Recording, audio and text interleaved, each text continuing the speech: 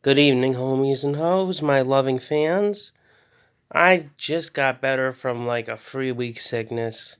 As you can see, it's like a snowstorm out there, so y'all be able to tell. And I love y'all that support me. And we go hard as fuck. We go hard as fuck. But I love y'all. Thank you for the support and patience. I was sick for 3 weeks. And I feel a lot better. Like I don't feel bad at all. Maybe a sniffle or cough or two. The worst thing I dealt with today was I had this stomach ache and I dropped nukes in the toilet a lot. But anyways,